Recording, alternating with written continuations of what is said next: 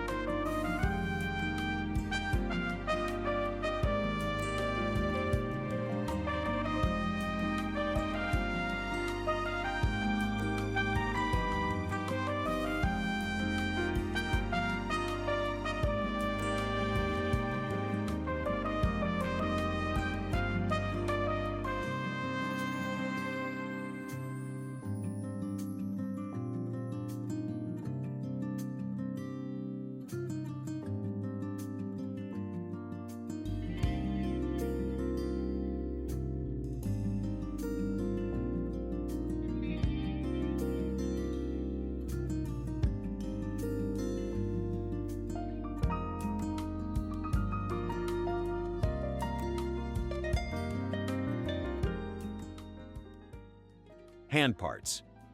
The new version does not include bare hands. It includes 1 pair of fists, one pair for holding weapons, one pair for battle poses, chest-grabbing hands,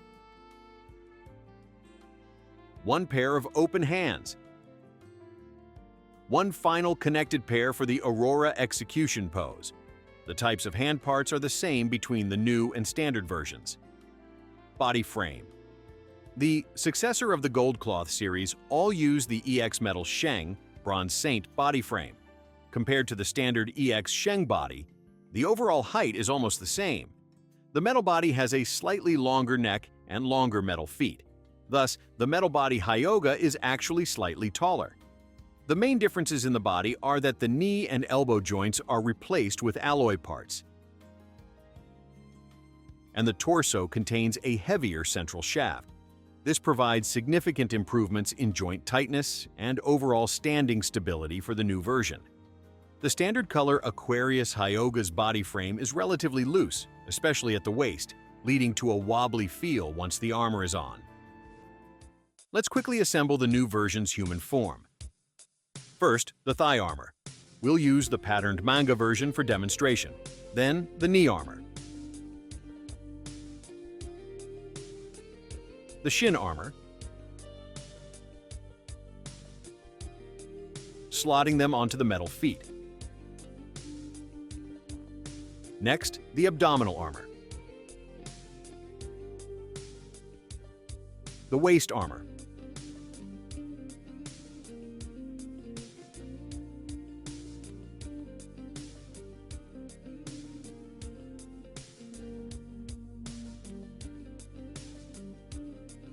then the chest armor,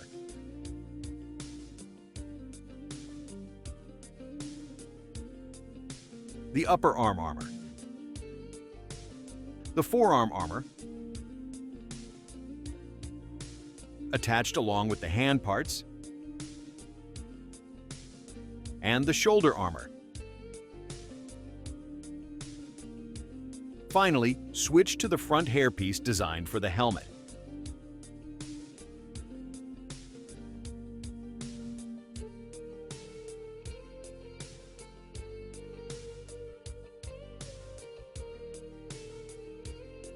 Attach the helmet, and that's the human form of Aquarius Hyoga, successor of the Gold Cloth, assembled.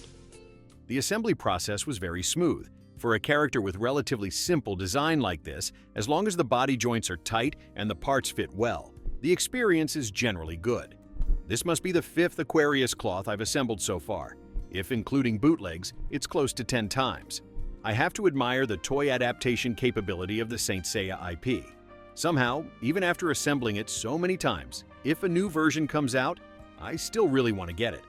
Regarding the human form, as you can see from the video, comparing the color scheme to the official product images, let's just say it's not just slightly different, it's completely different. I feel this series could be renamed Successor of the Deceivers. None of the 3 released figures so far have matched their official product images. The often mentioned issue of the color being too green is indeed quite severe in my observation. It's even greener than Seiya and Shun's figures. I once heard an explanation. Achieving a pure golden yellow in the painting process requires adding lead to the paint. However, due to lead's high toxicity, Bandai strictly limits the use of heavy metals out of concern for worker safety. The substitutes like aluminum, zinc, and copper can appear somewhat greenish and darker under certain lighting conditions, which might explain why most gold paint finishes nowadays tend to be dark and green. Whether this explanation is true or not, after hearing it, I disliked the green tint a little less. Back to the figure itself. In terms of playability, the metal body frame undoubtedly greatly enhances the experience. For posing, the good stability and secure joint locking make the new Aquarius Hyoga a very figure-friendly release. Appearance-wise, let's compare the new and old versions directly. Compared to the color difference, have you noticed? The bigger difference is actually the compatibility between the armor and the body frame.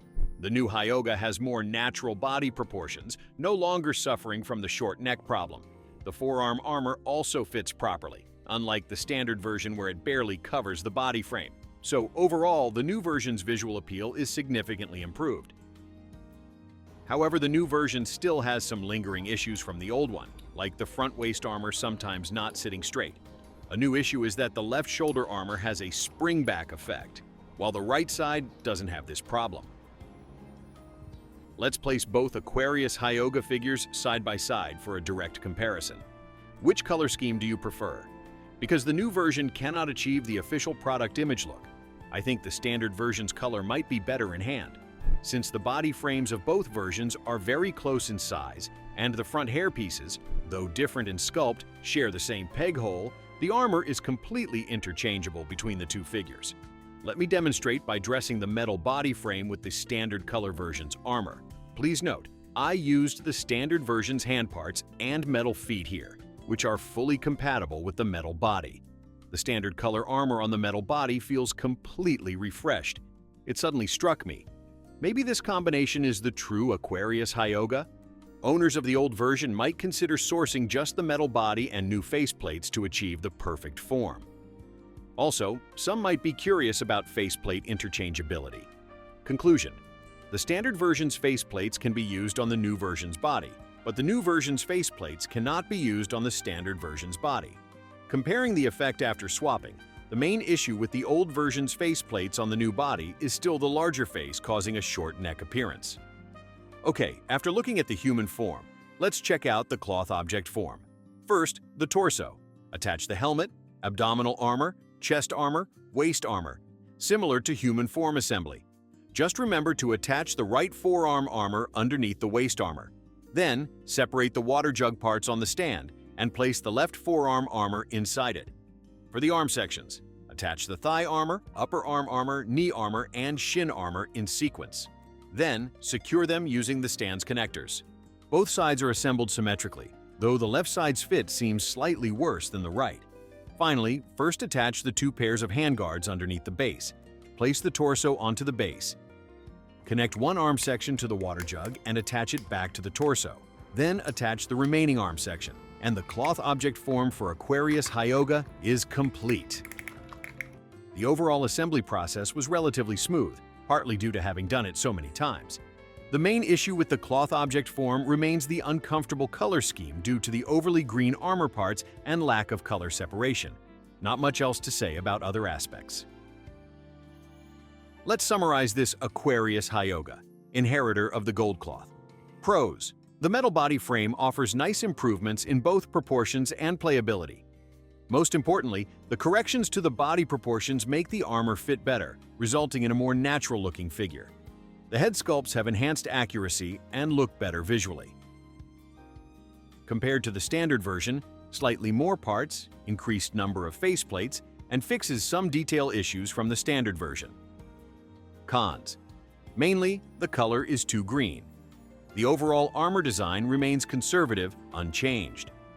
New Aquarius Hyoga is around $112, while the standard version is about $91. The difference isn't huge. Which version do you think is better?